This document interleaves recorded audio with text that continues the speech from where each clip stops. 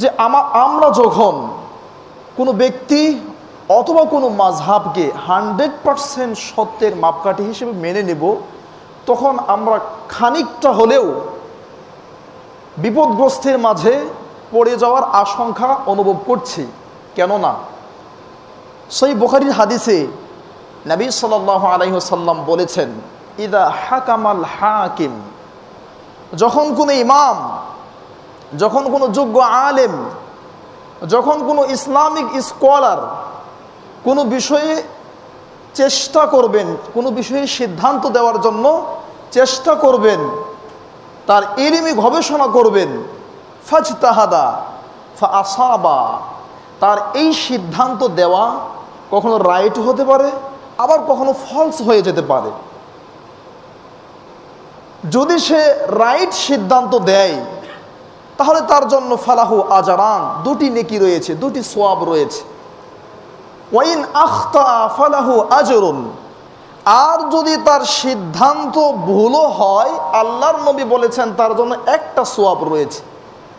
আল্লাহর নবীর এই ভবিষ্যৎবাণী এবং এই হাদিস থেকে স্পষ্ট প্রমাণ হয়, আল্লাহর নবীর পরে ইসলামের যেই কোনো বিষয়ে যারাই সিদ্ধান্ত দেবে, ভুলও হতে পারে, সঠিকও হতে পারে। এখন যদি আমরা কোনো একজন ব্যক্তিকে 100% মেনে নেই, তাহলে আমরা 100% বলতে পারি না তিনি সঠিক সিদ্ধান্তের উপর আছেন। কারণ আল্লাহর নবী বলেছেন সিদ্ধান্ত দেওয়ার পর ভুলও হতে পারে, সঠিকও হতে পারে। ভুল হলে এটা আর সঠিক হলে এটা, দুটোই আল্লাহ নবী সাল্লাল্লাহু আলাইহি ওয়াসাল্লাম স্পষ্ট বলে দিয়ে গিয়েছেন। সুতরাং নির্দিষ্টভাবে কোনো বিষয়কে আমরা 100% যদি মূল্যায়ন করার চেষ্টা করি, সেই দৃষ্টিকোণ থেকে আমি মনে করছি এবং অনেক ইসলামিক স্কলার মনে করছেন আমরা 100% সত্যকে আঁকড়ে ধরে রাখতে পারবো না। কিভাবে আমি আপনাকে কোরআন এবং সুন্নাহর আলোকে দলিল দিয়ে বোঝানোর চেষ্টা করব। তার আগে আমরা বুঝে নেই সুন্নাত কাকে বলে। সম্মানিত দিনী ভাই, সুন্নাত শব্দটি হল আরবি। এই আরবি শব্দটির অর্থ বোঝার জন্য আপনাকে আরবি ডিকশনারি ব্যবহার করতে হবে। চলুন আল মুআজামুল ওয়াফি 577 নম্বর পৃষ্ঠার 2 নম্বর প্যারার 8 নম্বর লাইন। সুন্নাহ শব্দের অর্থ হলো পথ, পদ্ধতি, রাস্তা, নিয়ম, কানুন, জীবন চলা ইত্যাদি অর্থ। যেমন আরবিতে বলা হয় আত-তারিক, আস-সাবিল, ওয়াল মানহাজ, ওয়াস-সিরাত। আমরা প্রত্যেক দিন অন্তত পক্ষে 5 ওয়াক্ত সালাতে বলি ইহদিনাস সিরাতাল মুস্তাকিম, আল্লাহ আপনি আমাদেরকে সিরাতে মুস্তাকিম দেখান, সিরাত। আর সুন্নাতের অনেক সংজ্ঞা আছে যা আমরা জানি। আল্লাহর নবী সাল্লাল্লাহু আলাইহি ওয়াসাল্লাম যা বলেছেন সেটা সুন্নাহ। আল্লাহর নবী বলেন নাই, তিনি করেছেন, সেটাও সুন্নাহ। এবার বলেনও নাই, তিনি করেনও নাই, তার সামনে কেউ করেছে, তিনি তার প্রতিবাদ করেননি, চুপ থেকে সমর্থন দিয়েছেন, তার নামও সুন্নাহ। এটা আমাদের কাছে পরিচিত সংজ্ঞা।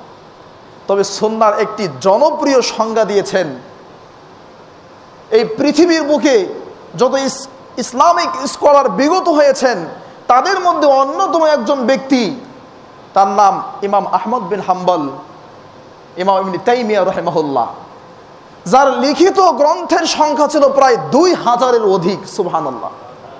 তার ছাত্র শামসুদ্দিন আজ-জাহাবি বলেন, শায়েখ মৃত্যুর পরে জামাআতু শাইখ আল ইসলাম ইমাম ইবনে তাইমিয়া রাহিমাহুল্লাহ আলফা মুসান্নাফিন, আমি তার গ্রন্থগুলো সংকলন জমা করা শুরু করলাম।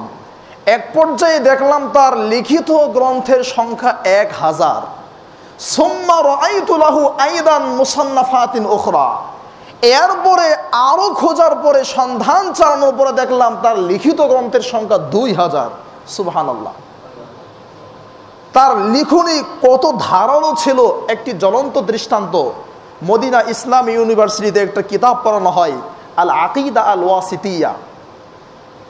ইরাকবাসী ইবনে তাইমিয়ার কাছে চিঠি লিখলেন, আমরা ইরাকে আকিদাগতভাবে বিপর্যয়গ্রস্ত অবস্থায় আছি, সমস্যায় আছি, আমাদের আকিদা বিশুদ্ধকরণের জন্য আমাদের জন্য একটা আকিদা আপনি লিখুন।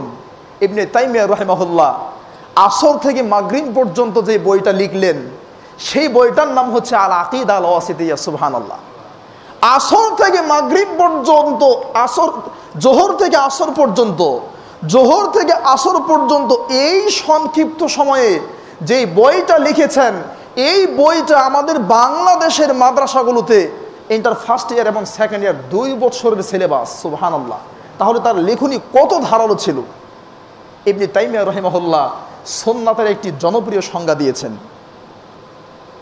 তিনি বলেছেন, আস-সুন্নাতু হিয়াল মানহাজ।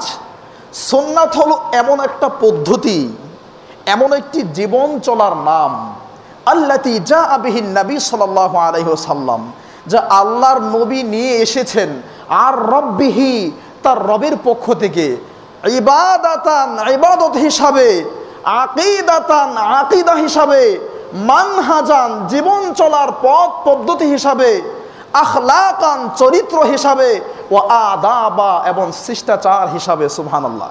তিনি একটি জনপ্রিয় সংজ্ঞা দিয়েছেন।